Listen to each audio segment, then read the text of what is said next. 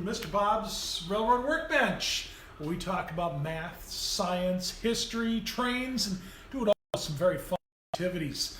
I'm Mr. Bob Lettenberger, Education Director for the National Railroad Museum.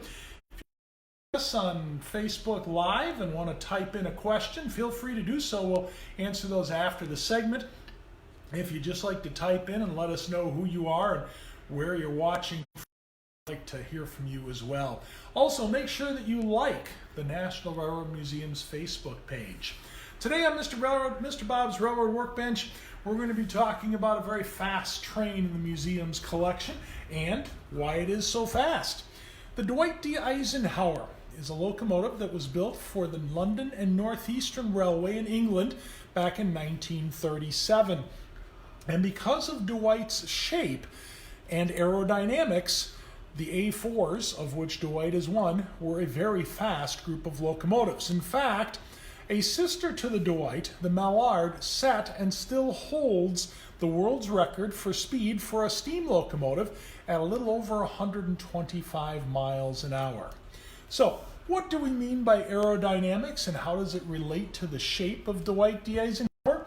If you notice on the A4s, the shroud around the boiler and the fender on the side of the locomotive have a very precise curved shape. The fender is actually, if you look, a cross-section of an airplane wing.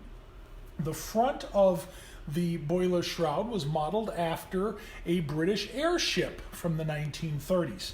And these two shapes combined allow air to flow over the locomotive as it's moving down the tracks. Now, we call this aerodynamic. So, what exactly do aerodynamics do and what do they mean? Well, anytime an object moves through a fluid, now a fluid can either be liquid or a gas. In this case, the air around us is a fluid. That object, the faster it moves, creates more drag.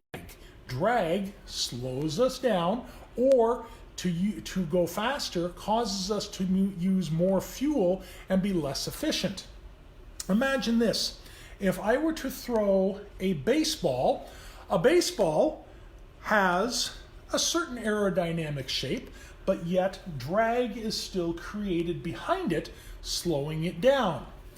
If we had an airplane wing, like we saw on the fender of Dwight, that shape is designed to minimize drag and be very fuel efficient, very aerodynamic.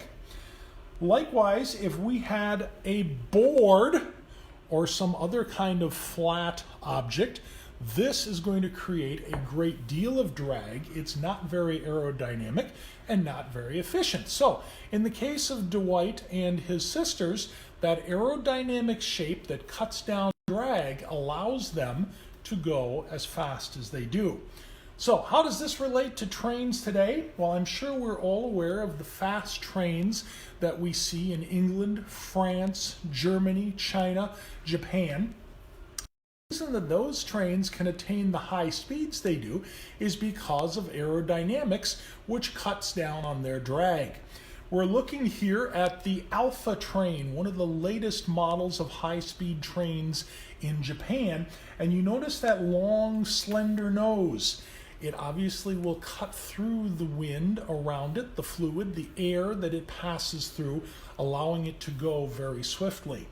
To further illustrate this, back in 2012, scientists at China's National Mechanical Laboratory were doing a series of experiments to find the best shape for a new train that was designed to travel at 310 miles an hour.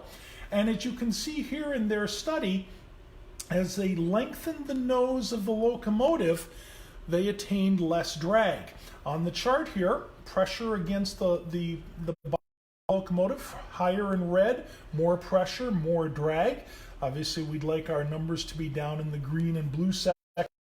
You'll notice shorter, rounded nose, a lot of drag off the front there, but as we stretched that out, it became far more aerodynamic. They also tested a number of other shapes, and again, as they stretched that nose out into a long, thin spire, the train became very aerodynamic, just like we saw in that particular Japanese picture a few moments ago. So, Dwight D. Eisenhower, an A4 locomotive from the London and North Eastern Railway, very aerodynamic, very fast, and also part of the National Railroad Museum's collection. Now, each year at the National Railroad Museum, for our museum members, we have a painting created of one of the pieces in our collection. Not too many years ago, Dwight D. Eisenhower was the subject of that painting, and if you would like a copy of this or to become a museum member, visit our website, nationalrrmuseum.org. For a look at this painting or to purchase one, stop by the Shop tab, scroll down, and you'll find that particular painting there. Also, if you would like to experiment a little bit more with aerodynamic trains, go under the Education tab on our website, look for the Virtual Activity Zone, and there you will find an activity relating to aerodynamic trains that you can download and do on your own. So a very fast locomotive, Dwight D. Eisenhower in the museum's collection, and aerodynamic by Dwight moves as swiftly as he does. The National Railroad Museum inspires lifelong learning by providing dynamic educational opportunities through the preservation of railroad objects, engaging exhibits, and innovative programs. As a nonprofit educational institution, we are supported by both public and private donations and our museum members.